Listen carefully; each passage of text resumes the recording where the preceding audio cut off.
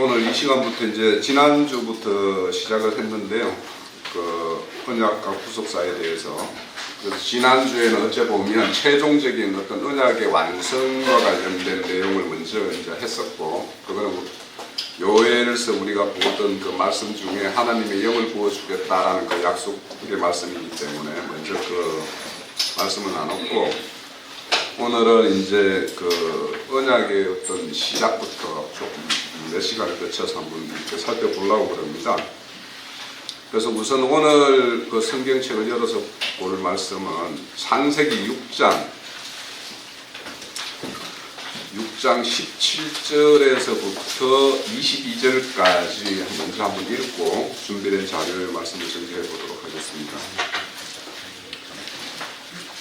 구약성경 8페이지죠. 내가 홍수를 땅에 일으켜 무릇 생명의 기운이 있는 모든 육체를 천하에서 멸절하리니 땅에 있는 것들이 다 죽으리라. 그러나 너와 내가 내 언약을 세우리니 너는 내 아들들과 내 아내와 내 며느리들과 함께 그 방주에 들어가고 혈육 있는 모든 생물을 너는 각기 암수 한 쌍씩 방주로 이끌어들여 너와 함께 생명을 보존하게 하되 새가 그 종류대로 가축이 그 종류대로 땅에 익은 모든 것이 그 종류대로 각기 불신대로 나오리니 그 생명을 보존하게 하라. 너는 먹는 모든 양식을 내게 가져다가 저축하라. 이것이 너와 너의 먹을 것이 되리라. 노아가 그와 같이 하여 하나님이 자기에게 명하신 대로 다 준행하였더라. 오늘 금방 본 말씀 중에서 이제 우리가 오늘 이제 살펴볼 언약에 대한 언급이 제일 처음 나오는 성경이 바로 여기 이 부분입니다. 바로 하나님이 노아와 함께 언약을 직접 이렇게 세우는. 그래서 실질적으로 하나님의 언약은 노아에서부터 시작하는 게 아니라 아담부터 시작은 해요. 하지만 실질적으로 생명과 사망이 나뉘어지는 여기에서 그 어떤 극한의 어떤 지점에서 하나님께서 그 살릴 자인 노아와 맺는 언약의 말씀이 본문 말씀이에요. 여기에 보면 이제 각기 쌍을 지어서 한 쌍씩 이렇게 두 쌍씩 들어가기도 하고 이렇게 쌍을 지어서 가게 하죠. 그런데 우리가 창세기 1장에 보면 거기 하나님이 사람을 짓되 남자와 여자로 짓는다 이렇게 나오죠. 거기요. 거기 보면 실질적으로 남자 여자가 아니고 수컷과 암컷이에요. 원래는. 그래서 생육과 번성을 하려면 수컷이 있어야 되고 암컷이 있어야지 생육과 번성이 되잖아요. 그죠? 그래서 하나님의 어떤 창조 목적은 하나님으로 된 생명의 번성이 하나님의 어떤 창조 목적이에요. 그것이 번성되었을 때 그게 나라가 이루어지는 거잖아요. 그죠? 그래서 그 나라를 통치하는 것이 하나님의 어떤 궁극적인 창조 목적이기 때문에 그래서 이제 이렇게 살릴 자를 통해서 이렇게 온전히 그 노아에 속해 있는 자들은 다 살림을 받는 이런 이야기가 이제 이렇게 나옵니다. 그래서 노아에 속해 있는 자와 노아에 속해 있지 않은 자. 그래서 믿는 자라고 하지만은 그 믿는 자를 이끄는 사람이 그 어떤 무리가 하나님의 말씀에 의해서 세워진 그 방주에 타야지만이 그 방주는 이 노아의 심판에서 온전하게 항해를 할 수가 있는 것이지, 그렇지 않으면 노아에 속하지 않으면 그 배는 파손되고 말아요. 왜 그러냐? 여기 보면은 14절에 보면은 코페르 나무라고 있죠. 너는 코페르 나무로 너를 위하여 방주를 만들되 그 안에 칸들을 막고 역청을 그 안에 칠하라 그러죠. 이 코페르라는 말 자체가 이게 언약의 피와 같은 거예요. 자, 우리 이제 이따가 살펴보면 예수님의 피는 죄를 사하는 그는 언약은 피로 세우는 언약이라는 이 말씀을 볼 텐데, 이 방주를 짓고 거기에다가 안에다가 역청을 바르지 않으면 물이 다 스며들 거 아닙니까? 그러면은 침몰할 수밖에 없죠. 그러니까 우리가 믿는다고 하면서 예수의 피발림이 없으면 그 사람은 언제든지 세상 물이 그냥 스며들어가지고 그 사람을 그냥 삼켜버릴 수 있는 그 환경에 놓여있는 그런 신앙이에요. 그래서 이 노아와 맺은 이 언약이 바로 위에서 이제 이 새 언약을 세우기 이전에 코페르로 이렇게 다 칠하는 이런 이야기가 이제 이렇게 나오는 거예요. 그래서 이거는 뭐냐면 영원전에 하나님께서 이런 코페르 이런 어떤 이것도 이제 이따가 우리가 말씀 나누다 보면 어떤 시간에 아마 구속과 속량, 속죄 이런 거에 대해서 한번 살펴볼 시간을 가질 텐데, 그때 보면 이제 이게 속죄, 구속, 속량과 관련되는 이야기거든요. 그래서 이와 같이 하나님께서 살릴 자에게는 영원전부터 예수의 피발림으로 살릴 것이라는 것을 다 이렇게 예언을 다 해놓은 거예요. 그래서 오늘 그 노아의 보면 22절에 보면 하나님이 자기에게 명한 대로 다 준행했다라고 하는 거예요. 그래서 언약이라는 거는, 자 와보세요. 하나님과 사람 사이에 맺는 언약은 창조주 하나님과 그 창조주에 의해서 지음받은 존재 사이에 맺는 언약이죠. 이거는 기본적으로 이 세상적인 걸로 보면 평등한 조약을 맺을 수 있는 관계가 아니에요. 그죠? 그 존재의 어떤 그런 걸로 보면.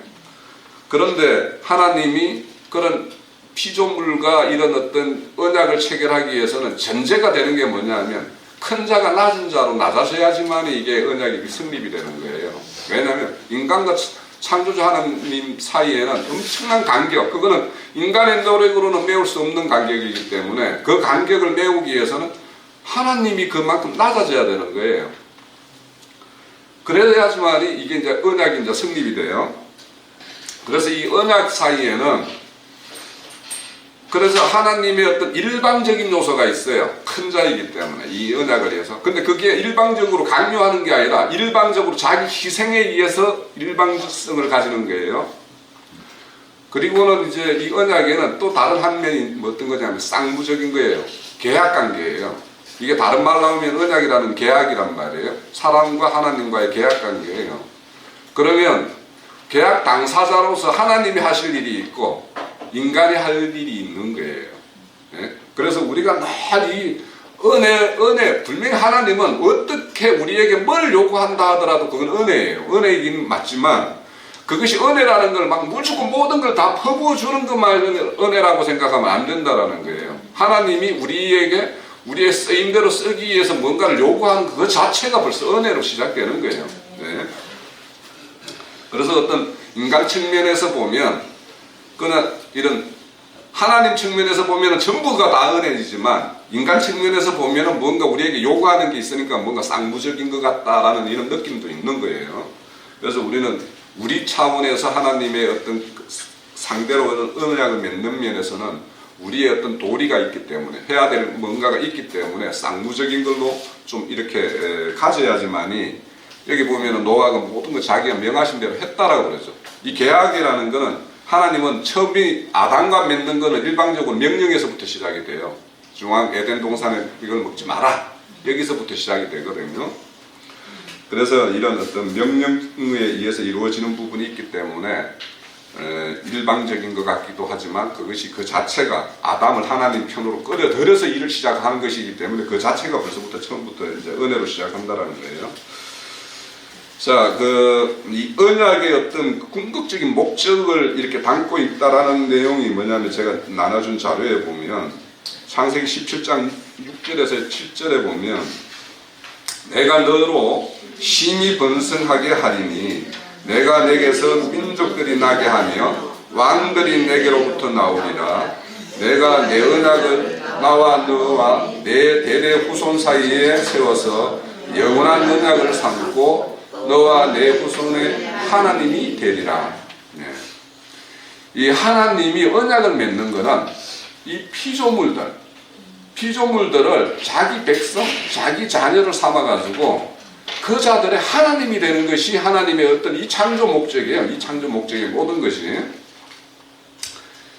자, 그래서 우리가 이제 그 자료를 한번 쭉 보면 성경을 이렇게 신약과 구약으로 나누죠. 그래서 옛 언약과 새 언약 이렇게 나눕니다. 그래서 성경책을 언약책이라고 이야기를 해요. 그래서 이 약속이라는 것들을 이렇게 아담에게 약속했던 거, 그 다음에 노아에게 약속했던 거, 아브라함에게 했던 거, 다윗에게 했던 거, 또 예수님이 이 땅에 와서 믿는 자에게 약속하신 이 내용들, 이런 내용들이 궁극적으로는 뭐냐면 최종적으로 그 대대 후손들이 그 하나님이 되어가는 것, 대대 후손들의 하나님이 되어가기 위한 언약의 진전이 쭉쭉 이루어지는 내용들이에요. 그 내용들이 그냥 단편적으로 딱딱 나눠져 있는 것이 아니라 아담에서부터 했던 그 언약들이 점점 예수로 성취되는 그 언약으로 언약 내용 자체가 진보하고 있는 내용들로 담겨 있어요. 그래서 언약은 하나님 창조를 완성해가는 기본 구조다. 그래서 이제 제목이 기둥이다 이렇게 이야기했는데 실질적으로 언약이 구속사가 언약사 뭐 이렇게 볼 수 있는 거예요, 사실은. 그런데 이제 이 하나님이 우리에게 이렇게 언약을 주시는 이 내용은 하나님이 그렇게 만들어 갈 거라는 것이죠. 그래서 우리에게는 약속이지만 하나님은 하나님 스스로에게는 맹세인 거예요, 이게. 예? 그래서 이 모든 것들은 우리가 창세기 1장이라는 것은 하나님이 이 창조의 어떤 그런 완성 형태를 어떤 형태로 나는 만들 거다라는 어떤 전체적인 어떤 건축물로 보면 조감도라고 그랬어요, 1장이. 그래서 거기에 보면 생육과 번성이라는 것이 사람을 짓고 나서 이제 가장 좋았더라 하는 이유는 생육과 번성의 완성 모형을 이제 하나님이 그 속에다 이제 이렇게 담았기 때문에. 그래서 하나님은 생육과 번성을 내가 그렇게 만들 것이다. 그렇게 이제 작업을 해가는 거예요. 그래서 여기 보면은 이제 노아의 아까 우리가 봤던 데도 보면은 모든 양식 이렇게 가축들 새들 이렇게 다 이렇게 방주에 태우는데 모든 양식이 될 거라고 이야기하죠. 이것들이. 그래서 이 양식이 될 거라고 이야기하는데 결국에는 이 양식이 된다라는 거는 제가 이제 지난주 잠깐 언급을 했는데 우리가 이 세상 만물을 이렇게 바라보면서 이 만물들이 무엇을 말하는지 이거 일반 계시라고 이야기하죠. 이 만물들을 보면서 하나님이 그 속에서 이 로마서에 보면 그 속에 다 하나님의 뜻이 다 담겨 있다고 그러잖아요. 그러면 이렇게 우리 눈에 보이는 이런 역사를 보면서 펼쳐지는 이런 역사 현상 이런 걸 보면서 이것들로 통해서 하나님의 뜻을 헤아리고 하나님이 이루고자 하는 그 목적을 알고 이렇게 다 이런 것들로 해석이 되어지면 이것들이 모든 게 우리의 양식이 되는 거예요. 그러니까 기는 어떤 미생물들 아니면은 뭐 곤충들 나는 새들 바다의 물고기들 이런 형태를 보면서 우리의 인생살이가 예전에는 저런 인생이었구나 라고 그런 것들을 우리가 깨닫는다라면 그런 미물들을 통해서 우리는 그걸 다 영의 양식으로 다 삼을 수가 있죠.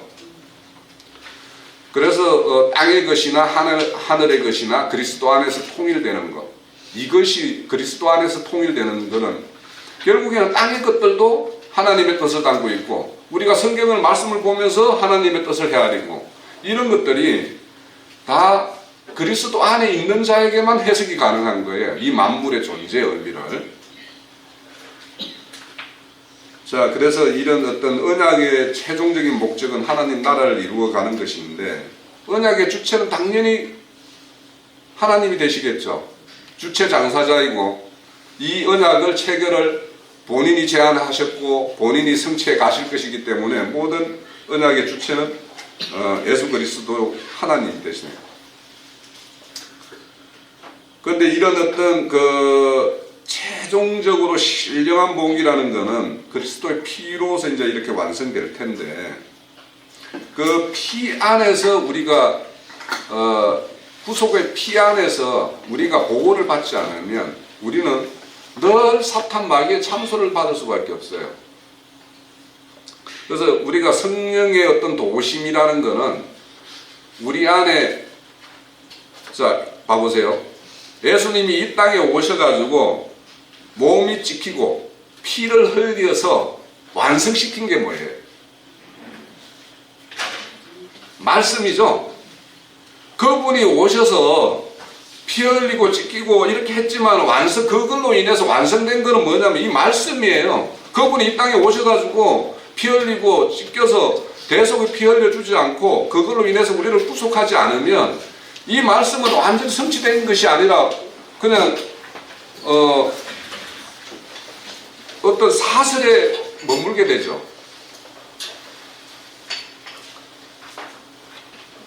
그래서 왜 우리가 피발림이다, 양식을 먹는다, 우리 주님이 마지막 이 언약을 이렇게 그 마지막 만찬을 할 때 내 살을 먹어라, 내 이 잔을 마시라고 이야기하는 이유는 결국에는 이 살을 먹고 피를 마시는 거는 물 먹는 거예요. 말씀이죠. 그죠? 말씀 속에 그 피와 살이 뭘 만들어냈냐, 뭘 완성해냈냐 하면 이 말씀을 완성해냈어요. 만약에 그것이 예수님이 와가지고 피 흘리심으로 모든 구속을 안 이뤘다면 이 말씀이 완성이 안 된 말씀이잖아요. 그죠? 그러니까 그분이 오신 이유는 이 말씀을 완성시키고 이 말씀을 완전 성취시키기 위해서 오신 거예요. 그래서 우리는 피와 살을 먹는다라는 것은 이 말씀을 먹고 마시는 거예요. 그래서 우리는 그렇게 그분의 그 뜻, 그렇게 완성시킬 그거에 의해서 우리는 택함을 받은 자들이에요. 네? 근데 이제 여기서 이제 택함도 내가 여기 잠깐 언급을 해놨는 중간에 에클레고라고 하죠. 네? 레고라는 말씀 전번에 지난주에 우리 레마, 레고, 로고스 이런 말 이렇게 했죠. 이 레고라는 거는 이렇게 모으다, 배열하다라는 뜻이에요. 예? 에크는 뻔으로부터예요. 그러니까 이 택함이라는, 우리 성경을 볼 때 이 택함이라는 걸 나오면 부르심과 택하심에 따라 믿음만 나오죠. 이 부르심이 뭐냐면 처음부터 다 모으는 거예요. 예? 모으는 거예요. 그리고 거기에서 택함을 해요. 그럼 이 택함이라는 거는 특별한 목적을 위해서 하나님이 선택한다는 뜻이에요. 그래서 이게 이제 군사적인 용어고 정치적인 용어인데 뭐냐면 특별한 임무를 부여하기 위해서 우리가 일반 군대에서도 뭔가 특별한 목적을 위해서는 그 많은 군인들 중에서 특출난 인물들을 뽑아서 특공대를 조직하죠. 그래서 그에게 특별한 임무를 주어지죠. 이와 같이 이 택함을, 이런 택함을 말하는 게 우리 성경에서 말하는 택함이에요. 그러니까 이제 지난주에 이제 제가 카페도 잠깐 올렸지만은 선택과 유기라는 이는 애정론이 아니고 성경에서 말하는 그 택함은 모든 것이 뭐냐면 바울이 쓰는 그 택함을 보면은 자기 자신들, 자기와 동역자들을 택한 그걸 두고 대부분 말을 하고 있어요. 베드로도 그렇고. 그래서 우리와 같이 이런 어떤 언약의 어떤 최종 목적이라는 것은 우리 교회에서 이렇게 말씀을 나눌 때 백성이 될 것인가 아들이 될 것인가 이런 말씀을 하시죠. 아들 되는 자들은 이긴 자들이만 되는 거죠. 이기는 자들만 되죠. 이기는 자로 특별한 택함이 있다라는 거예요. 예? 그래서 이런 어떤 특별한 목적을 위해서 택함을 받은 이런 자들, 이것들이 궁극적으로 언약이 최종적으로 완성하는 거는 여기에 포커싱이 있는 거예요.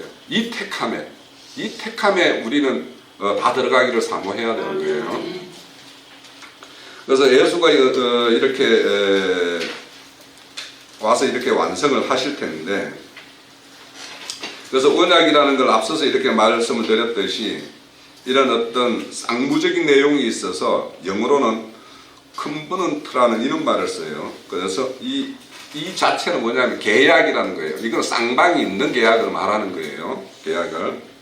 그래서 우리가 이 아브라함이 최초의 그 하나님과 언약을 맺을 때 창세기 15장에 보면은 짐승을 이렇게 갈라놓고 그 위로 이렇게 지나가죠. 횃불이.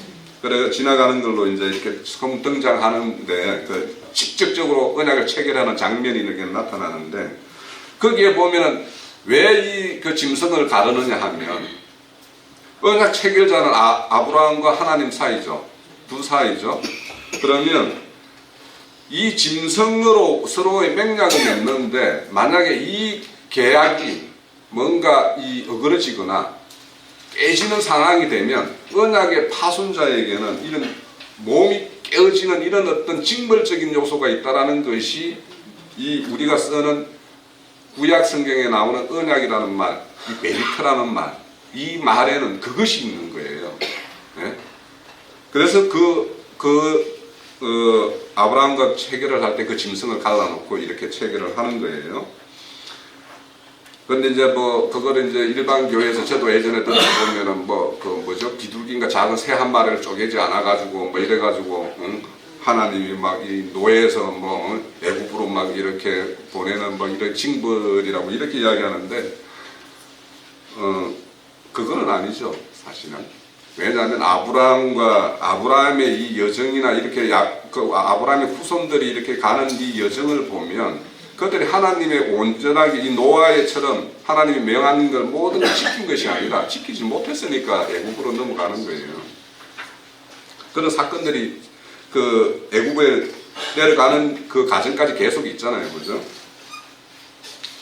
자, 그런데 이제 여기 보면 베리트라는 말 자체가 어떻게 형성됐는가에 대해서도 이제 제가 여기 이제 자료에 넣어놨는데, 그래서 이 베리트라는 것은 기본적으로는 뭘 추구하냐면 결속, 연합을 추구하는 거예요.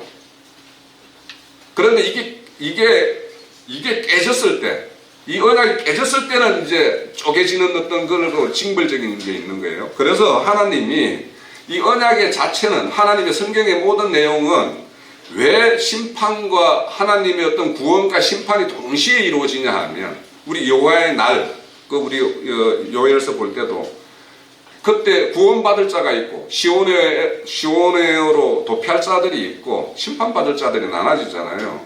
그래서 항상 이 언약에 의해서 뭐냐면 구원받을 자와 이 쪼개물 받는 것과 같은 심판받을 자가 나오는 거예요. 그래서 이 언약이라는 거는 우리가 그냥 하나님께서 우리에게 언약을 뭔가 이렇게 체결해 주셨대 이런 정도가 아니라, 언약이 깨지면 우리가 그로부터 이런 징벌을 받을 수밖에 없다라는 계약 당사자라는 걸 우리는 좀 이런 인식을 가져야 돼요. 그래야지 우리가 하나님을 경외함이라는 거나 두렵고 떨림이라는 거 이런 것도 있으면서 구원을 이루어가는 건데, 그것이 없으면 우리는 그냥 하나님은 그냥 늘 사랑이신 분, 막 은혜만 부어주시는 분, 이런 분으로만 이렇게 인식을 하게 되니까요.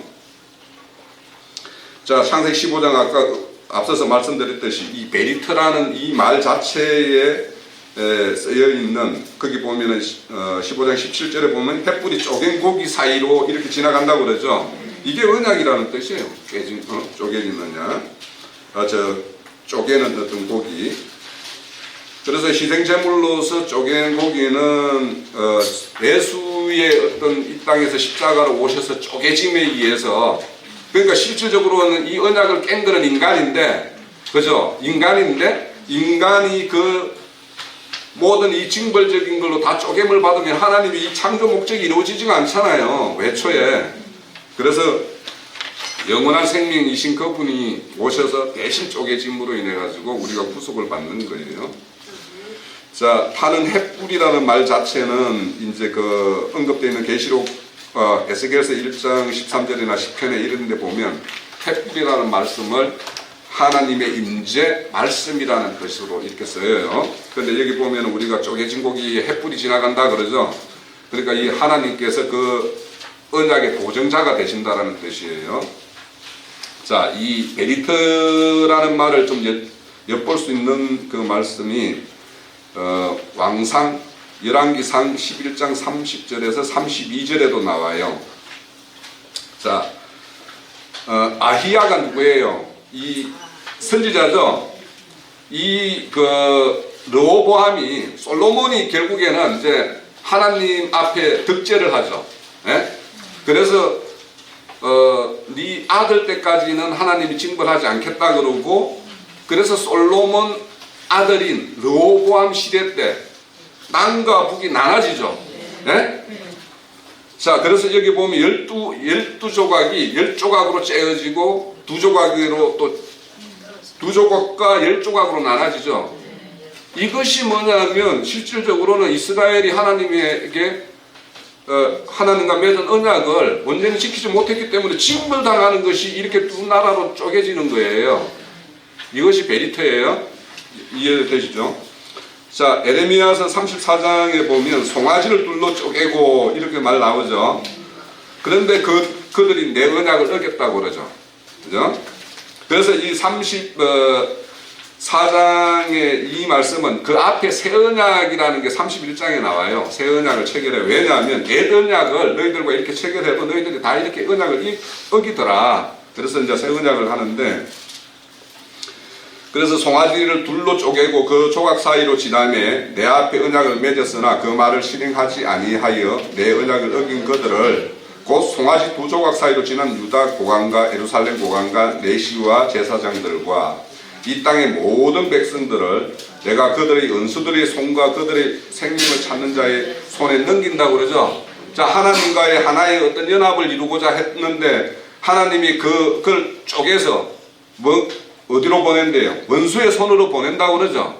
이것이 다 징벌이에요. 이 베리트 언약을 깨졌기 때문에 하나님께서 내리는 징벌이에요.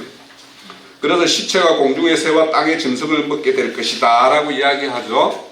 자, 이렇게 그들의 은수의 손을 넘겨서 그들의 생명을 찾는 자에 넘겨가서 죽게 만들죠.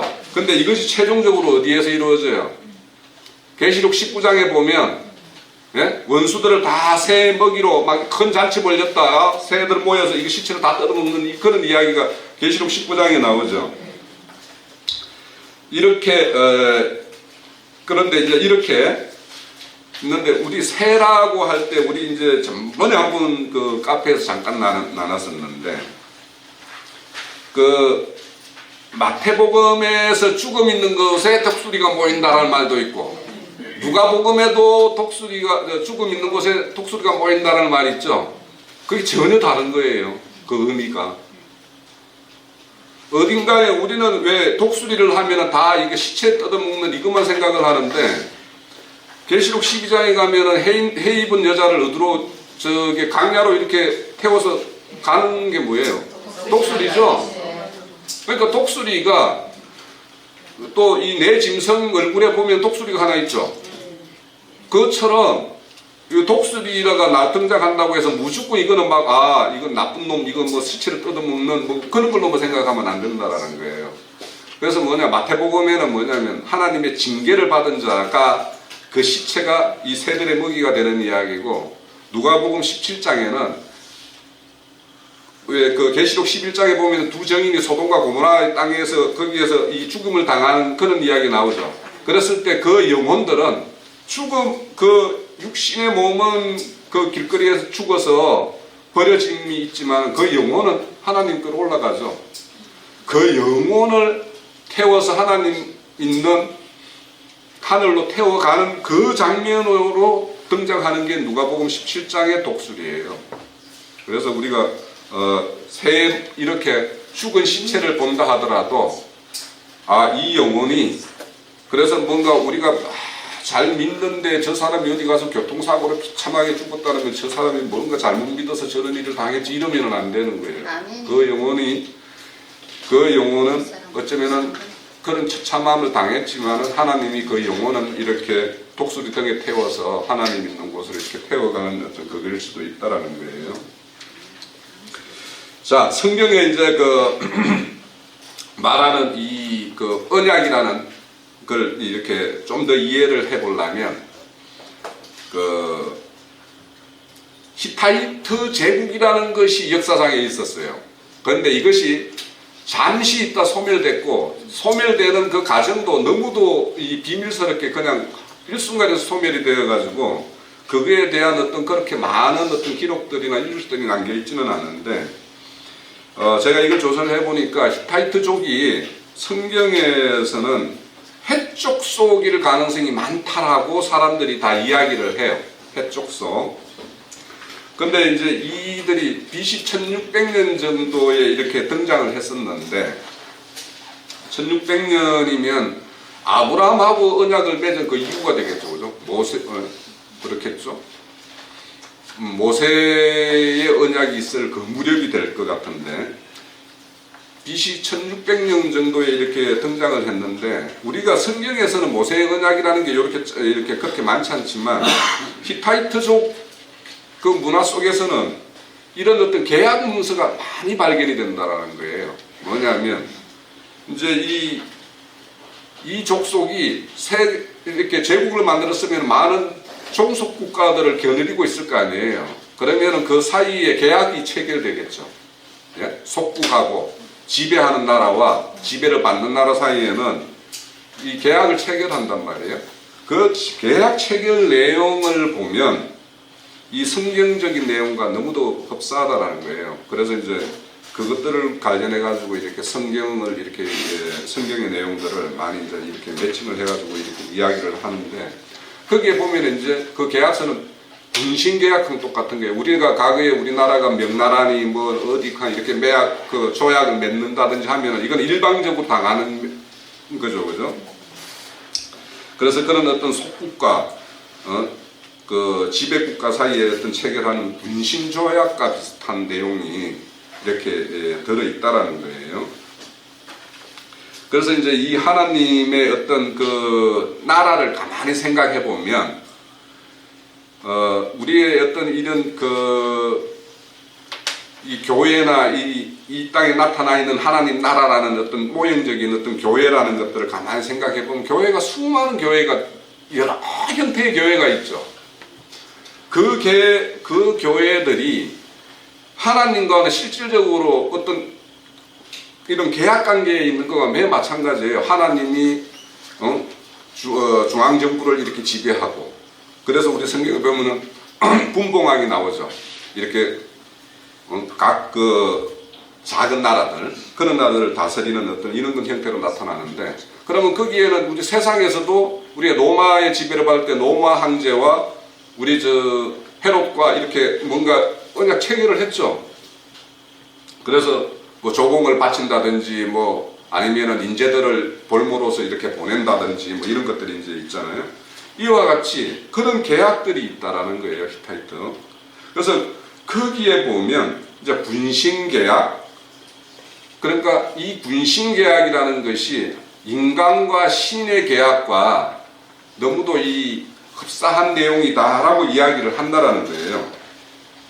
그래서 우리가 이제 이거를 제가 왜 이거를 이제 이렇게 언급을 하냐 하면, 앞서서 말했듯이 하나님의 언약이라는 것이 하나님이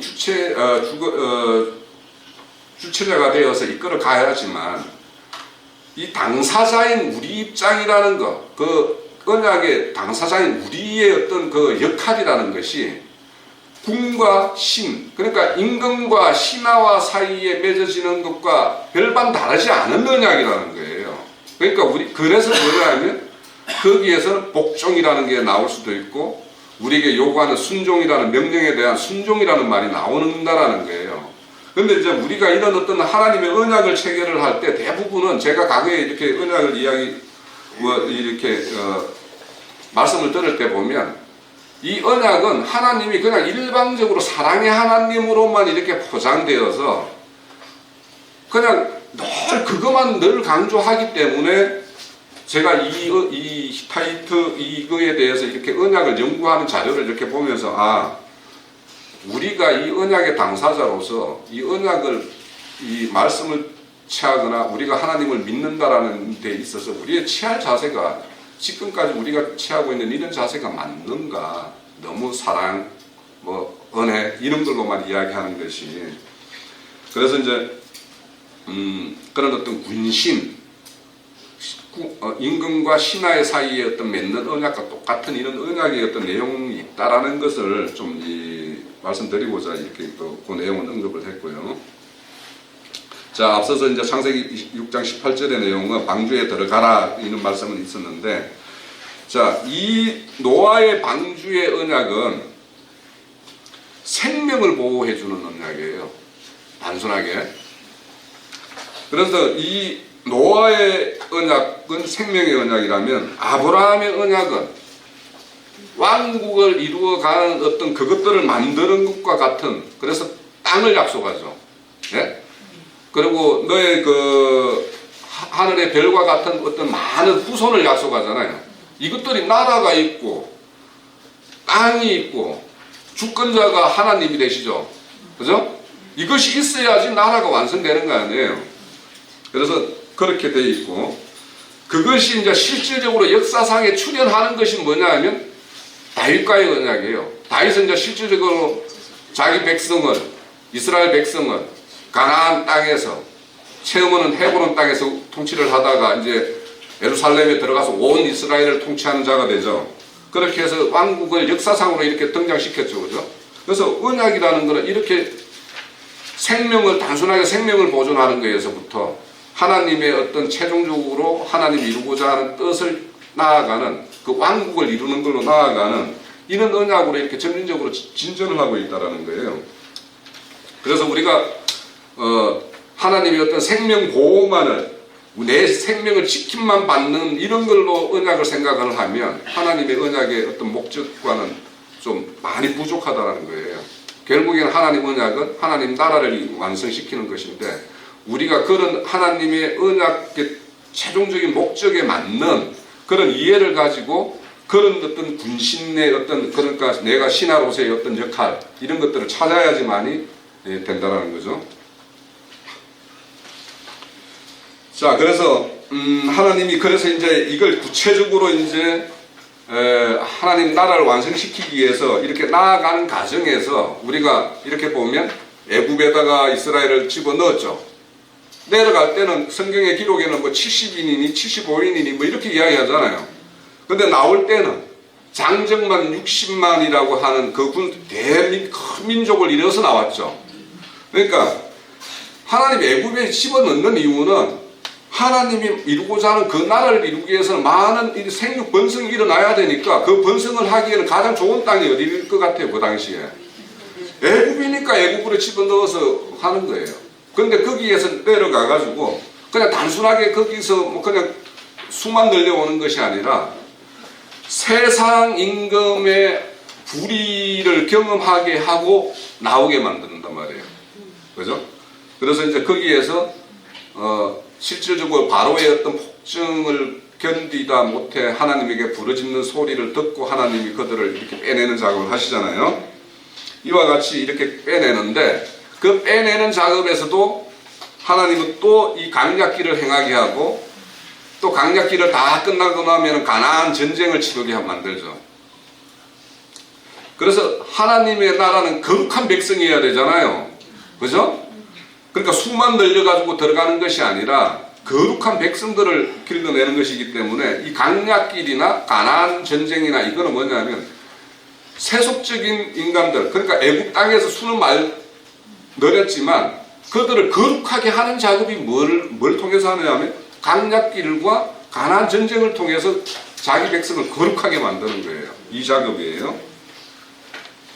그래서 하나님이 이렇게 모든 행사는 그렇게 하나님의 어떤 최종적인 목적을 이루기 위해서 다 가정가정이 믿음이라는 것, 이 신약, 그러니까 구약에서 최종적인 신약의 완성까지는 하나님의 뜻이 점진적으로 최종적으로 완성돼 가는 걸로 이렇게 나아가는 거예요. 자, 그래서 이제 그 언약들을, 각각 그 언약들을, 중요한 언약들을 한번 제가 추린 것이 이제 7가지 언약인데, 그 언약들을 이렇게 살펴보면서 하나님의 언약들이 어떤 방향으로 어떻게 이렇게 나아가고 있는지를 한번 살펴보려고 그래요. 언약들을 이렇게 이해를 하게 되면 성경의 어떤 전체적인 내용이 이게 뭘 말을 하는구나, 그 단계 그래서 이 짧은 내용이지만 이걸 통해서 어떤 이해를 가지면 하나님이 최종적으로 이루고자 하는 것이 어떤 것이구나, 그래서 그 과정 중에 나는 어디에 있구나, 이런 것들도 어렴풋이 짐작을 해볼 수가 있을 것 같아요. 자, 제일 첫 번째 창조 언약이에요. 그래서 창세기 1장과 2장에서 이제 하나님의 어떤 전체 창조 계획을 이렇게 다 이렇게 그려놨는데, 거기에는 당사자로 이제 아담이라는 사람이 등장하죠. 그래서 이 아담에게는 하나님 나라의 표본인 에덴 동산을 통치하라는 그런 이임 통치하는 어떤 걸 주어졌어요. 그런데 거기에는 법이 하나 있죠. 하나님의 어떤 언약에는 항상 법이 하나씩 따라와요. 거기에는 뭐예요? 에덴 동산의 중앙에 있는 과일을 먹지 말아라는 거였죠. 그래서 그 법이 하나가 따라오는데 이 법을 어겼죠. 그래서 어김으로 인해서 하나님과 아담과 사이에는 이 쪼개짐이 있어서 아담이 에덴 동산에 다 쫓겨나는 어떤 그런 일이 벌어졌죠. 그래서 이 창조 언약은 우리가 제일 중요한 것은 하나님이 뭐냐면 1장에서 생육과 번성이에요. 생육과 번성이에요. 그래서 2장에 보면 남자와 여자가 한 몸을 이루는 이야기가 나오고, 그래서 그거를 뭐 우리가 잘 알다시피 그거는 교회와 그리스도의 관계라는 걸 다 알고 있죠. 그래서 이 생육과 번성의 어떤 큰 카테고리 안에 모든 언약은 다 들어가 있어요. 그래서 우리 교회를 산출하는 것도 하나님이 교회를 피로 샀다고 그러잖아요. 이 교회를 산출한 이유도 교회를 통해서 번성을 이루기 위해서 교회를 산출시킨 거예요. 자, 두 번째는 이제 그 창세기 3장에 보면 은혜의 언약이 이제 등장을 해요. 아담과 하와가 범죄했는데 그냥 얘들을 그냥 쪼개서 그걸로서 모든 게 끝내면은 하나님의 역사가 이루어지지 않잖아요. 그래서 하나님이 이때 동원한 것이 바로 은혜의 언약인데, 그때 주어진 게 뭐냐면 우선은 그들이 부끄러워하는 것들을 이렇게 다 이 가죽, 짐승 가죽으로 이렇게 가림을 하는 이런 언약, 그리고 그 여자의 후손에 의해서 뱀의 머리를 치는 언약, 이런 언약들이 실질적으로는 징벌을 받아야 될 아담과 하와에게 보면은 여자는 산출하는 고통만 주어지고 남자는 또 뭡니까? 땀을 흘려야지만이 식물을 얻는 이런 것들이 이렇게 주어졌죠. 근데 이제 이것도 진짜 하나님이 그냥 그게 징벌인지 아닌지는 그 속에도 하나님의 은혜가 담겨 있기 때문에 그래요. 왜 아담에게 땅을 이렇게 일구는 이런 일을 했냐 하면, 아담이 어디서 왔어요? 흙에서 왔죠. 그러면 흙을 이렇게 경작을 하면서 자기의 존재의 어떤 출처 근원에 대해서 아담은 새겨보라는 거예요. 그러니까 우리가 이 땅의 삶을 통해서도, 이 땅의 삶이 우리가 통해서 하나님의 어떤 궁극적으로 이렇게 이루고자 하는 뜻과 내가 지금까지 살아왔던 방식과 또 내가 하나님 알고 난 이후에 내 삶의 방식을 통해서 내 스스로가 하나님의 어떤 이끌림에 의해서 하나님 편에서 내가 그런 어떤 걸 영위하고 있는가를 자기 자신은 알아요.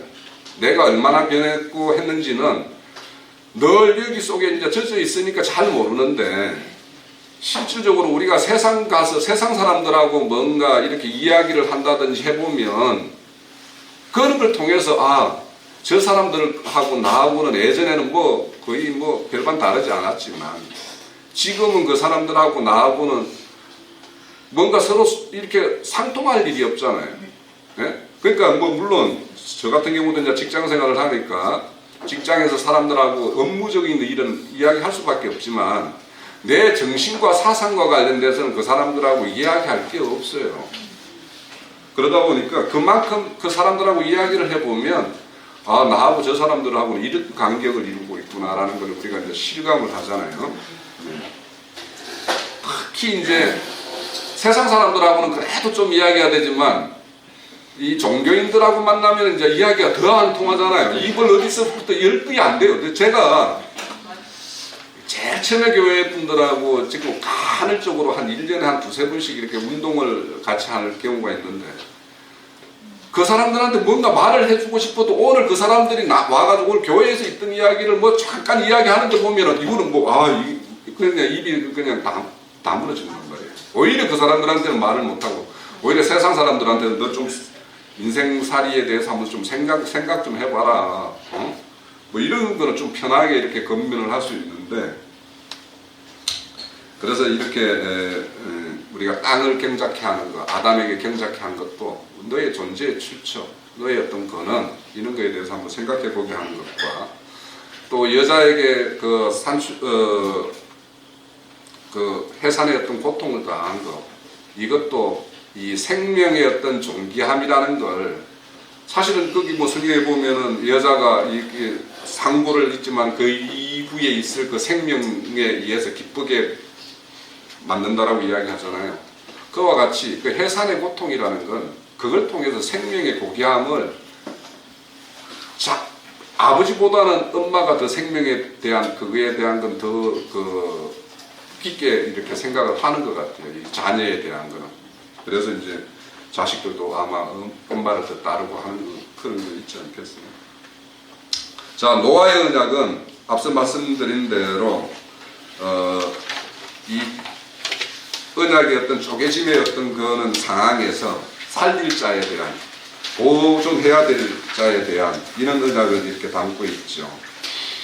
그리고 이제 노아의 어떤 그렇게 해서 지킴을 받은 어떤 거자들에 대해서 우리가 전번에 한번 그 지체될 시간에 그 무지개 언약에 대해서 우리가 한번 살펴본 적이 있는데, 그때 이제 최종적으로 무지개 언약은 인간과 하나님 사이에 어떤 가교를 하는 그런 어떤 무지개 언약을 세웠다고 그러는데, 그건 결국엔 중보자를 주시겠다라는 어떤 그런 언약이겠죠. 그래서 최종적으로 모든 언약은 예수에 의해서 다 완성된 걸로 가고 있습니다. 자, 아브라함의 언약은 보면은 이제 그 아담의 후손들이 바벨탑을 쌓죠. 저 시날 땅에서. 그런데 거기에서 그걸 다 흩어버리고는 딱 한 사람을 또 다시 세워서 부르죠. 그래서 한 생명계대를 이루어요. 그래서 그 생명계대에 의해서 그 최종적으로 완성할 예수 그리스도가 나게 하는 이런 것. 그래서 이제 창세기 3장에서 말하는 여자의 후손으로 나게 하는 것. 이런 것들이 이제 아브라함의 언약에 담고 있고, 이제 그 모세의 언약이라는 것이 이제 여기 오면 이제부터 이제 실질적으로 모세의 언약에는 우리가 늘 이제 옛 언약이라고 하는 대표적인 그 율법이 주어지죠. 그런데 이 율법이라는 것을 사실은 이제 이 율법이라는 것을 어떻게 이해해야 되냐 하면, 사실은 하나님이 인간이 다 이 덜짐승이었죠. 그죠? 사람은 다 하나님에 의해서 보호받고 하나님 울타리 안에 들어오기 전에는 다 덜짐승이에요. 그런데 그것이 하나님 울타리에 들어온 정표가 뭐냐면 바로 이 규범이거든요. 그러면 덜짐승이 집짐승이 되려면 목줄로 뭔가 묶여 있어야 되잖아요, 주인에게. 그래서 이 덜짐승은 늘 다른 어떤 자기 생명보다 더 큰 어떤 생명체에 의해서 삼킴을 당하는 게 덜짐승의 세계죠. 그런데 집짐승은 크든 작든 주인에 의해서 다 생명을 보호받죠. 그 보호받는 거는 뭐냐면 다 짐승들마다 목줄이 있기 때문이에요. 다 묶여져 있기 때문이에요. 그 목줄이 뭐냐면 이 율법이에요. 그런데 이것이 이렇게 뭔가 하나님의 백성으로서 보호하고 그 안에서 이렇게 양육하고 이렇게 번성을 이루기 위한 목적으로 주어졌는데, 이것이 목줄이 뭐예요? 시간이 지나면 이게 이제, 그래서 그 말라기서에 보면 제사 지내는 걸 뭐라고 여겼다고 그래요? 빈패스럽게 여겼다라고 이야기하잖아요. 그죠? 그러니까 이게 귀찮은 일로 여기는 거예요. 그러니까 처음에는 이제 이렇게 다른 족속을 멸하고, 자기가 약할 때 큰 민족들을 하나님의 능력으로 이렇게 멸하고 이기게 하고 이렇게 했을 때는 하나님의 언약을 잘 지켜요. 그런데 좀 이제 자기들이 살만하면은 이제 그것들이 이제 귀찮은 일로 돼가는 거예요. 그러니까 짐승도 매 마찬가지예요. 이 목줄을 이게 그렇잖아요. 울타리 안에 묶어두는 어떤 그 목줄로 이렇게 묶여 있어야지 생명 보호라고 생각을 안 하고, 나가면 죽는다라는 생각은 안 하고, 이게 나를 왜 이 울타리 작은 공간에다 이게 묶어 두냐라고만 생각을 하잖아요. 그러니까 그것이 이게 번잡스럽고 이게 윽박하는 거고 압제하는 거라고 생각이 되니까 이게 이 율법을 준 고요한 목적대로 이해를 가지지 못하고 이것이 이제는 자기들을 속박하고 압박하는 어떤 그런 걸로 여겼기 때문에 이걸 다 율법을 다 팽개친 거예요. 그래서 이스라엘 백성이 결국에는 이것을 다 버리고 자기들이 이 땅에서 살아가는 동안에 자기들에게 유익을 줄 수 있는 이방신들, 그런 신들을 섬기러 간 거 아니에요? 그러다 보니까 결국에는 이들이 다 이방 땅 신들이 득실거리는 그 땅으로 오히려 보냄을 받는 바벨론으로 포로 잡혀가는 이런 일들을 당하게 됩니다. 그래서 그것도 결국에는 언약을 깨므로 인해 가지고 쪼개짐을 당하는 것 같은 거예요. 자, 다윗의 언약을 보면 이제 다윗의 언약은 이제 왕의 언약이잖아요. 그런데 이제 이렇게 사사기를 끝내고 다윗을 넘어올 때 보면 그것들이 이제 주법이 지켜지지 않고 이렇게 한데 자기 족속들이 이스라엘 자신들은 왕이 없고 다른 이족들은 왕이 있으니까 뭔가 일사불란하게 뭔가 이렇게 해서 뭔가 전쟁을 해도 뭐 그들이 더 잘하는 것 같고 이러니까 우리에게도 왕을 주세요라고 했죠. 네? 그래서 이제 이렇게 왕을 주게 해서 이제 세운 것이 이제 사울인데 왜 하나님이 처음부터 다윗을 왕으로 세워서 그렇게 하지 않고 이 사울 왕을 먼저 세웠는가 한번 생각해 봐야 되는 거예요. 사울이 결국에는 처음에는 하나님의 사람이었는지 모르지만 나중에는 세상 임금으로 변하죠. 네? 그래서 세상 임금의 통제를 한번 받아보아야지만이 다윗의 통치가 하나님의 통치로서 그 이스라엘 백성들에게 한영받을 수 있겠죠. 그래서 사울을 먼저 사용보는 거예요. 그런데 이제 이 사울을 세우기 전에 왕이 세워지기 전에 이제 일어나는 게 뭐냐면 사무엘에 의한 미스바 종교개혁 운동이에요. 그런데 이제 이 미스바 운동은 그 당시에 이스라엘 그 백성들이 바알과 아스타롯 신들을 너무도 이제 그쪽으로 다 이렇게 섬기고 하니까 이 사무엘이 해서 미스바에 다 모이게 해가지고 그래서 우리가 유일한 참 하나님을 섬기자 그렇게 이야기를 해요. 그래서 모두가 그렇게 이제 동참을 하는데 그때 무슨 일이 있냐면 블레셋이 이스라엘을 치기 위해서 올라와요. 그러니까 올라올 때 미스바 운동에 의해서 하나님의 어떤 경건한 백성이 되고 나니까 하나님이 그날 하룻밤에 그냥 우박을 내려가지고 블레셋을 다 물리쳐요. 그래서 이제 이 미스바와 센 사이에다가 이 돌기둥을 하나 세우죠. 그걸 이제 에벤에셀이라고 이야기해요. 이 에벤이라는 말은 돌이라는 뜻이고 바위라는 뜻이고 에셀이라는 말은 도움이라는 뜻이에요. 도움의 돌. 그러니까 자신들이 이렇게 미스바에서 그런 하나님의 우유일한 하나님만 섬기겠다라고 이렇게 거룩한 백성을 가짐하고 나니까 할례 없는 블레셋 족속들이 왔을 때 하나님이 그들을 다 징치해서 승리로 이끌어주는 이런 것들을 거기서 경험을 하는 거예요. 그래서 이제 경험을 하고 났는데 그 다음에 이제 이렇게 왕을 이렇게 하나님 달라고 하니까 그래서 이제 사울을 왕을 이제 세웠고 사울에 의해서 통치를 받다 보니까 또 사울의 그 악정에 시달리잖아요. 네? 그래서 이제 실질적으로 이제 다윗에 의해서 기름 부음을 받는데 그래서 다윗에 의해서 통치되는 그 나라를 다윗이 잘 통치를 해갔죠. 그래서 늘 전쟁에서 이기고 이렇게 역사를 이어가요. 그런데 이제 다윗도 결국에는 다윗의 후세인 솔로몬의 어떤 악행에 의해서 앞서 말씀드린 대로 그렇게 이제 민족이 나눠지는 이런 걸로 이제 연결이 되죠. 그래서 결국에는 지상에서 세워지는 나라는 온전한 나라가 없다라는 거예요. 그래서 그리스도의 나라, 그리스도께서 통치하는 나라, 이 그리스도를 사모하게 됐고, 그래서 메시아 사상이라는 것이 이스라엘 백성에게도 등장하게 되는 거예요. 자, 그래서 새 언약이 이렇게 다윗에 의해서 세워진 것들이 잘 안 되니까 그때마다 다윗 후손들이 이제 왕이 이렇게 세워질 때마다 뭔가 안 됐을 때마다 뭐냐 선지자를 세웠죠. 그래서 우리가 이제 선지서를 보고 있는데, 그래서 이 왕들은 왕의 통치 대리자들이에요. 그죠? 그런데 대리자들이 잘못되니까 그 백성들도 그런 이방신으로 가고, 그러니까 임금들이 뭔가 왕들이 통치를 잘못하니까 다 그에 속한 백성들은 다 가는 거예요. 이건 똑같아요. 오늘날도 교회에서 교회를 치리하는 자가 뭔가 이상한 걸 가지고 있고 이상한 사상을 가지고 있으면 그 밑에 사람들은 당연히 그 사상으로 그냥 물들어가는 수밖에 없는 거예요. 그래서 우리가 이렇게 찢어지죠. 찢어졌을 때 보고를 받는 것과 버림을 받는 두 가지로 나눠지는데, 우리는 이런 것들을 보면서 반면교사로 삼아야 되는 거예요. 버려지는 족속. 그러니까 북이스라엘이 남유다는 계속 하나님의 지킴을 받죠. 자부지가 잘하든 못하든.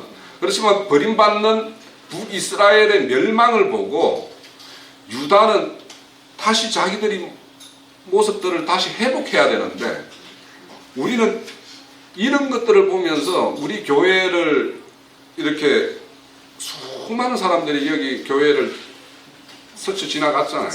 뭐 우리 형제님 뭐 저기 예레미야 예가할 때 지나가는 자들 뭐 이야기 하시던데, 지나가는 자들 수없이 봤어요. 지금 우리 그 사람들 다 모여 있으면 진짜 뭐 큰 건물 지어야 될지 몰라요. 여기 제가 있는 동안만 지나간 사람들. 그래서 그 지나간 자들이, 그러면 우리가 여기에서 계속 이렇게 뭔가 한 교회를 이루고 있으면서 이것이 하나님의 지킴인지 우리가 버려짐인지 그거 잘 판단을 하시고, 만약에 우리가 지킴을 받는 거라면 떠나간 사람들을 우리는 반면교사로 삼아야 되는 거예요. 그들이 정말 지금도 좋은 어떤 교회를 이루어서 하나님 뜻대로 뭔가 교회를 이루고 있으면 그건 천만다행이고, 우리가 또 그 가서 배울 게 있으면 배워야 될 부분도 있을 수도 있어요. 만약에 잘하고 있으면. 그런 것처럼 이런 찢어짐이 있고 하나님이 쪼개짐이 있을 때 버려진 것과 지킴을 받는 그것들을 보면서 우리는 내가 어디가 지켜짐이고 어디가 보호받은 힘이나 또 어디가 찢겨져 나갔을 때 저들이 유리하는 것이 어떤 건지도 우리는 잘 봐야 되는 거예요. 그러니까 만약에 남유다가 북이스라엘이 그렇게 720년에 BC 720년에 망할 때 그것을 반면교사로 삼으라고 선지자들이 그렇게 와서 외쳤을 때 남유다가 하나님의 말씀대로 이렇게 했다라면 포로로 잡혀가는 일은 없었을 거 아닙니까? 물론 그것도 다 하나님의 경륜에 있기 때문에, 그래야지 예수님이 오시기 때문에 자, 이렇게 지상세계에 세워지는 나라는 완전한 나라가 아니에요. 그래서 그런 나라를 보면서 우리가 반면교사를 삼으면 우리에게는 온전한 그리스도의 나라에 대한 소망이 우리가 있어야 되는 거예요. 예? 그러니까 우리가 이 히브리서 6장에 보면 영혼의 다시라고, 소망이 영혼의 다시라고 그래요.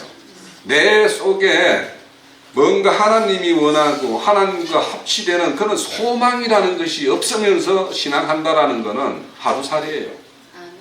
그런데 우리에게 그런 온전한 뭔가 소망이 있어. 그러면은 내 영혼이 작은 바람 뭐 이런 뭔가 파고 이런 것이 온다 하더라도 그 먼 소망을 보고 가는 어떤 그런 행보가 있기 때문에 그 흔들림 잠시 흔들리더라도 다시 회복할 수 있는 거예요. 그런데 이런 소망이 없으면은 그냥 무너지는 거예요. 현실이라는 거 당장 내 피부로 지금 몸으로 다가오는 일이고, 이 일은 어찌 보면 먼 나라 같은 이야기, 그런 걸로 이렇게 인식을 하고 있으면 우리는 그냥 세상 일에 그냥 하루하루 그렇게 휩쓸려 갈 수밖에 없어요. 자, 이제 마지막으로 이제 예수의 피의 언약에 대해서, 그래서 이제 이런 모든 언약의 완성이 예수 그리스도에 의해서 이제 완성이 될 텐데, 이제 대표적으로 마태복음 보면 그 밑에 말씀 구절 5페이지 보면 마태복음 26장 28절입니다. 그 26장을 빠뜨렸는데, 보면은 이것은 죄를 사함을 얻게 하려고 많은 사람을 위하여 흘리는 바 나의 피, 곧 언약의 피라고 이야기하죠. 네. 그래서 이제 제가 이게 피인데 이제 제가 자꾸 이제 포도주로 이렇게 이야기하는 거는 제가 이게 아무래도 이게 예전에 그 교회에서 포도주 짠 마시면서 이런 게 이미지가 있어서 내가 포도주라고 이야기를 한 것 같아요. 내가 이거 쓰면서도 그냥 피나 잔이라고 쓸 걸 왜 내가 포도주라고 썼지라고 한번 살펴보면서도 그랬는데, 자, 이 피는 제사함이죠. 예. 제사함인데 이제 이거는 우리가 너무도 잘 아는 거예요. 6월절 어린 양의 피. 그래서 뭐냐면 장자들을 모두 애굽의 장자들을 모두 죽일 때 그 어린 양의 피를 임방에다 바른 그 집은 그냥 사망의 어떤 그늘이 그냥 지나가는 거죠. 그래서 우리가 그걸 이제 유월이라고 넘어간다라는 뜻이에요. 유월이라는 게 패스오버 영어로는. 그래서 이 유월을 받으려면 우리가 심령의 피에 뿌림이 있는 이 역사가 일어나지 않으면 우리는 유월된 자가 아니에요. 그러니까 핏뿌림이라는 것은 결국에는 내 죽은 양심을 살리는 것이고, 또 핏뿌림은 내 혼을 깨끗하게 하는 것인데, 그러니까 이 핏뿌림에 의해서 우리가 지킴을 받지 않으면 늘 마귀들의 참소를 받아요. 그래서 이 마귀들의 참소를 받지 않으려면 이 핏뿌림의 역사가 일어나야 되는 거예요. 그러니까 이 결국에는 마귀가 참소하는 것은 우리가 하나님의 어떤 근속임을 우리는 스스로 우리는 하나님의 근속이라고 생각하고 하나님의 어떤 자녀로서의 어떤 그런 어떤 지위를 스스로 이렇게 확고하게 세워져 있어야 되는데, 너 마귀 자식, 너 하나님 자식 아니잖아. 너 오늘 하나님 자식인데 너 어떻게 이런 짓을 할 수 있어? 뭐 이런 식으로 자꾸 참소를 하는 거예요, 마귀가. 그럴 때 이 핏뿌림에 의한 걸로 보호를 받지 않으면, 그러니까 결국에는 말씀에 의해서 보호받지 않으면 참소를 당하는 거예요. 그러니까 우리가 우리의 어떤 신분전환, 제가 지난주에도 말했듯이 영의 부음에 의해서 우리는 일순간에 하나님의 자녀가 되었어요. 그래서 내가 지난 한 주 동안 우리가 하나님 자녀가 됐다라는 거. 그러니까 땅의 자식이었다가 하늘에 속한 자식이 되는 이것이 우리에게 주어지는 것이 얼마나 큰 것인지에 대해서 우리 스스로 이 자존감 좀 한번 세워보자라고 내가 말씀드렸는데, 이거예요. 바로 내가 하나님의 자식인데 아무것도 아닌 사탄 마귀가 나한테 와가지고 직접 한다고 해서 저것이 나에게 아무 영향도 미치지 못한다라는 어떤 자기 자신만의 어떤 그런 하나님의 자녀로서의 어떤 퍼스널리티가 있어야 돼요. 네? 그게 없으면 우리는 뭐 세상 자식이나 뭐 우리가 뭐 하는 거 보면은 뭐 겉으로 이렇게 드러나는 거 보면은 우리 뭐 형제나 저 길 가는 아저씨나 뭐 보면은 뭐 다를 게 뭐가 있어요. 나나. 그렇지만 내 안에는 하나님의 자녀라는 이 말고 어마어마한 이 근세가 우리에게는 주어져 있다라는 이 사실에 대해서, 그래야지만 웃기는 마귀가 이렇게 와서 뭔가 이렇게 속삭이는 소리가 들려오면 웃기는 소리 하지 마라 이렇게 이야기할 수 있는 거예요. 자, 이것이 바로 뭐냐면 앞서서 말했죠. 방주 이야기할 때 코페러 있죠. 코페러 나무에 그 역청을 바르는 거. 이거 똑같은 거예요. 이것이 발려져 있어야지 세상에 뭔가가 나한테 스며 들어와서 나를 해하지 않는 거예요. 네? 자, 그리고 이제 거기에 보면 이제 뭐 이 살은 살을 또 먹으라고 말하죠. 그래서 이거는 이제 그 고난의 떡이라는 말로도 이제 이렇게 신명기에 보면 나와요. 그래서 우리가 3일길이라는 이야기를 많이 듣잖아요, 그죠? 교회에서 3일길이라는 것은 결국엔 세례예요, 세례. 죽고 장사되고 부활하는 거예요. 그래서 온전한 세례는 속죄에 대한 것은 단번에 이루어지지만 우리에게는 육신을 입고 있기 때문에 늘 자잘한 어떤 것들, 하나님 앞에 합당치 않은 것들이 있어요. 그래서 그런 것들에 대해서 우리는 하나님의 어떤 징계에 의해서 예수님이 받은 그 속죄와 속건의 그 일이 우리에게도 있는 거예요.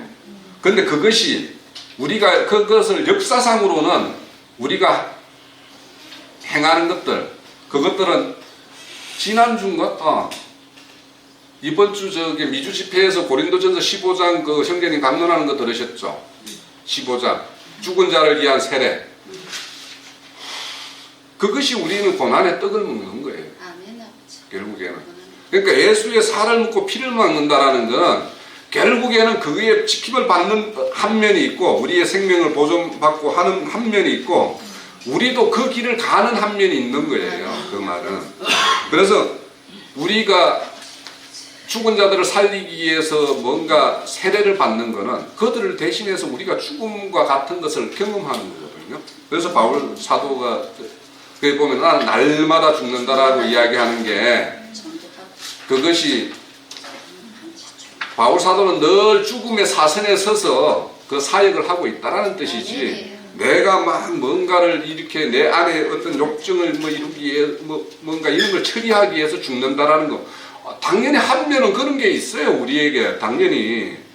그렇지만은 바울 사도가 말하는 그 날마다 나는 죽는다라는 거는 나는 늘 가면은 애굽의 그 짐승들과 같은 애굽에서 어딘가 바울 사도가 가서 전하려고 하면 유대교 그 기존의 랍비들이 와가지고 막 이렇게 그 바울 사도의 사역을 해하고 나중에는 돌로 치기도 하고 막 이런 게 있잖아요. 그래서 그거는 거기서 말하는 죽음이라는 거는 육신의 죽음과 같은 그 죽음을 늘 사는 어떤 그런 바울 사도의 어떤 그 복음 행적을 이야기하는 것이지 내 어떤 속에 있는 어떤 소욕들과 늘 싸운다는 그 말은 아니에요. 그 면이 없는 것이 아니에요. 이제 우리는 반드시 성령의 소욕과 육체의 소욕이 있기 때문에 우리 안에서 싸움이 일어나는 거 당연히 있습니다. 그래서 있는데 그 고린도전서 15장은 그 이야기가 하는 게 아니다라는 거예요. 자, 그런데 이제 우리가 이렇게 살을 먹고 잔을 먹는데 이걸 성례식이라고 해서 일반 교회에서 많이 행하잖아요. 그죠? 성찬식이라고 해서 이거 안 하면은 이상한 교회인 것처럼 이렇게 이야기하는데 자, 고린도전서를 이제 우리가 이걸 보면서 한번 봅시다. 자, 그 줄 건데만 볼게요. 이 잔은 내 피로 세운 새 언약이다라고 이야기했죠. 이거는 저게 복음서에도 다 있는 내용들이에요. 그래서 나를 기념하라고 그래요. 그러니까 기념이라는 것은 기억하라는 뜻이에요. 잊지 말아라는 뜻이에요. 그리고 주의 죽으심을 그런데 이 잔을 마실 때마다 주의 죽으심을 그가 오실 때까지 전하는 것이라고 그러죠. 예? 그러니까 우리가 성찬을 한다라는 것은 너 뭔가 빵 조각이나 뭔가 잔을 갖다가 이게 먹는 것이 아니라 주의 죽으심을 오실 때까지 전하는 것이 우리는 성찬식을 하는 거예요. 그러니까 그분이 왜 와서 죽었으며 죽은 이유가 뭐며 죽음으로 인해서 그분이 다시 살린 것이 무엇이며 이런 걸 알아야지 뭔가 복음을 전할 수 있죠. 그래서 이렇게 알고 그분이 행한 것 이런 것들을 그분이 다시 오실 때가 있죠. 예? 여기 오실 때라는 건 우리가 다른 데 성경에 보면 나타나실 날 예? 그날까지 전하는 것이 성찬을 하는 거예요. 고린도전서 내용에 보면 너가 날마다 앉아서 포도잔 갖다 놔놓고 이렇게 떡을 먹고 이렇게 하라는 것이 아니라 예? 그래서 그런데 이제 27절에 보면 주의 떡이나 잔을 합당치 않게 먹고 마시는 자는 몸과 피에 대하여 죄를 짓는 것이라고 해요. 그러면 합당치 않게 먹는 우리는 늘 매일같이 말씀을 먹고 이렇게 하죠. 그죠? 그런데 합당치 않게 먹는 것이 뭘까요? 그러면 여기서 말하는 거로 보면 주의 죽으심을 그분이 다시 오실 때까지 전하지도 않으면서 먹고 마시는 것만 늘 하고 있으면은 합당치 않게 먹는 거예요.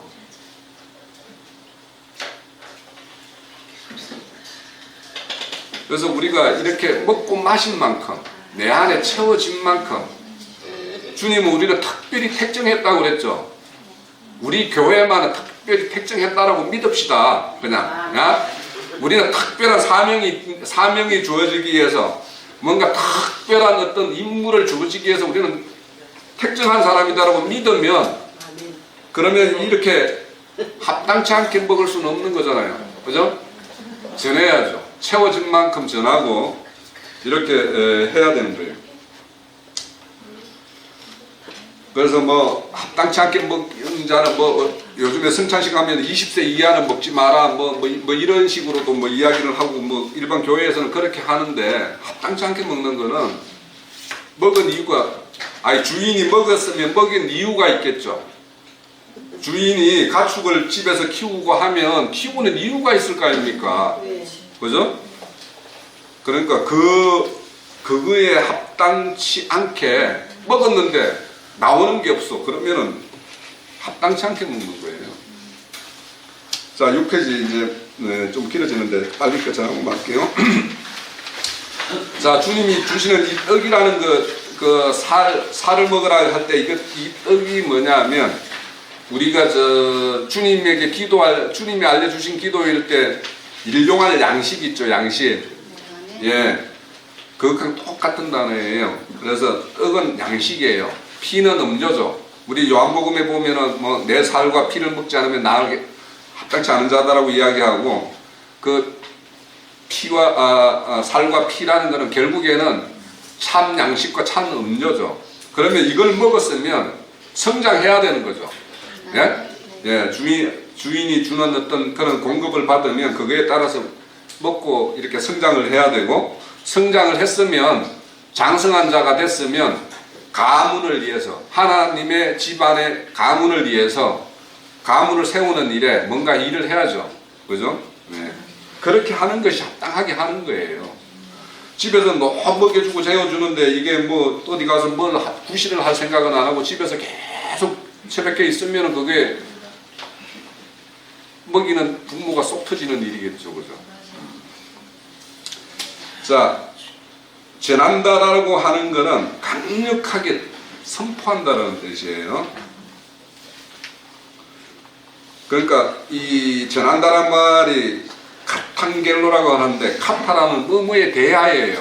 그러면 우리가 전하려면 뭐뭐에 대한 내용에 대해서 잘 알아야지 뭔가를 전하든지 선포하든지 할 거죠.